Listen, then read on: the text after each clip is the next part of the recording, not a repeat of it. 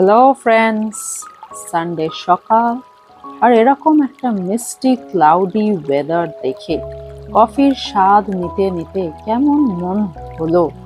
আজকে মনটা বড্ড মিষ্টি হয়ে আছে, তাই মিষ্টি কিছু তো খেতেই হবে।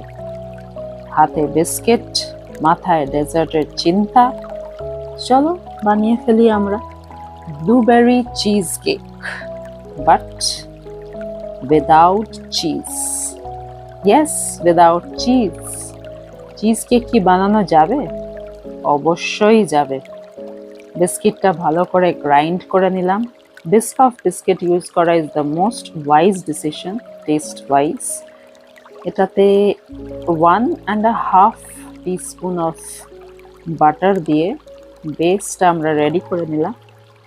বেসটা সেট করে আমরা আমাদের মোস্ট ইম্পর্ট্যান্ট ইনগ্রেডিয়েন্ট অ্যাড করব, and that is low fat paneer. This is the main ingredient of cheesecake. পনিরে মিষ্টি থাকে না, আর আমার বাড়িতেও মিষ্টি থাকে না, সো বাজার থেকে একটু মিঠাই মেট আনাতেই হলো।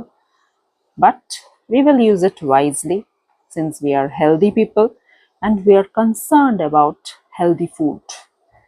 2 চামচ মিঠাই মেট দিলাম, একটু হালকা ক্রিম দিলাম, fresh cream, 1 to 2 teaspoons of fresh cream.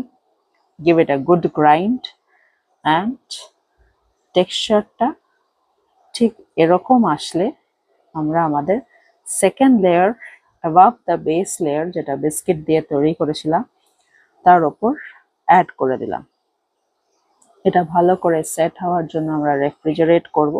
But before that আমাদের ব্লুবেরি কম্পোট, যেটা আমি হালকা একটু বাটার আর ব্রাউন সুগারের বদলে অ্যাড করলাম আমাদের দেশি বাতাসা and a little bit of lemon zest. টেক্সচারটা এরকম আসবে। The blueberry should not completely melt. Blueberry গুলো ভিজিবল থাকতে হবে, যেটা আমরা আমাদের থার্ড লেয়ার দিয়ে বানিয়ে ফেললাম। সো আমাদের 3টে লেয়ার পরপর ভিজিবল হতে হবে। The first is the base layer of the biscuits, the second is the cheese, and the third is the blueberry layer. কালারটা জাস্ট মন কেড়ে নেয়।